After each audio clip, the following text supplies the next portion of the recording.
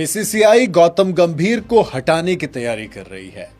आपने अब तक खबर पढ़ ली होगी कि भाई लक्ष्मण वाला इंसिडेंट, वो सब कुछ बताऊंगा, लेकिन आपको ना एक इंपॉर्टेंट चीज बताता हूं जो नहीं बताई गई है, और वो ये कि मन तो बना लिया गया है लेकिन अब प्लानिंग और प्लॉटिंग शुरू हो गई है। कुछ इंसिडेंट पीछे वाले याद कराऊंगा और बताऊंगा कि बीसीसीआई का फॉर्मेट ही ये है, क्योंकि इंडिया में किसी भी प्लेयर को ड्रॉप नहीं किया जाता है, उसे रेस्ट दिया जाता है या फिर उसे इंजर्ड कर दिया जाता है। अब ऐसे ही शायद हेड कोच को हटाने की तैयारी की जा रही है।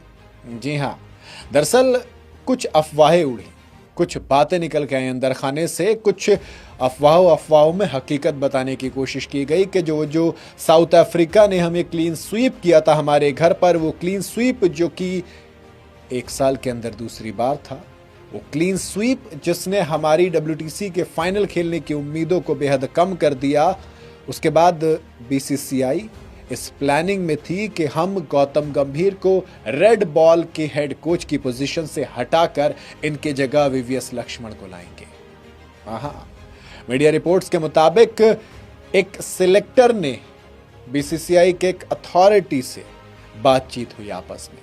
इन तमाम लोगों की बातचीत के बाद ये आया कि काम करते हैं, अब जरा कोचिंग में शायद थोड़े से बदलाव की जरूरत हो। जो स्प्लिट कैप्टनसी की बात नहीं होती थी, अब स्प्लिट कोचिंग की बात होने लग गई, और एक बीसीसीआई के अधिकारी ने अनऑफिशियल तरीके से बात की थी VVS लक्ष्मण से।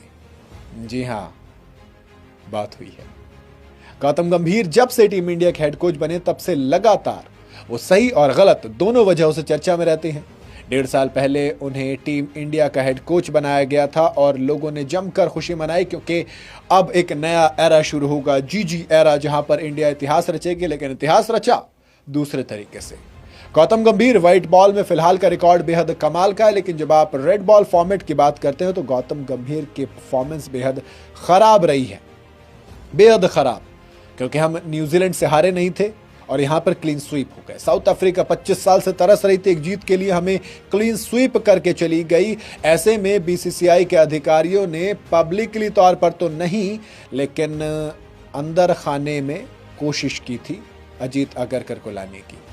एक बड़ी मीडिया आउटलेट है जिसने एक रिपोर्ट में खुलासा करते हुए बताया कि साउथ अफ्रीका के खिलाफ सीरीज में हार के बाद बीसीसीआई ने एक कोशिश की थी जिसके मुताबिक अनऑफिशियल तौर पे VVS लक्ष्मण, जिनके पास NCA से लेकर तमाम जिम्मेदारियां निभाने का एक्सपीरियंस है, उनको रेड बॉल क्रिकेट में हेड कोच बनाने की बात कही थी। मगर पिछली बार की तरह इस बार भी लक्ष्मण ने इससे इनकार कर दिया और सेंटर ऑफ एक्सीलेंस से जुड़े रहने की बात कही।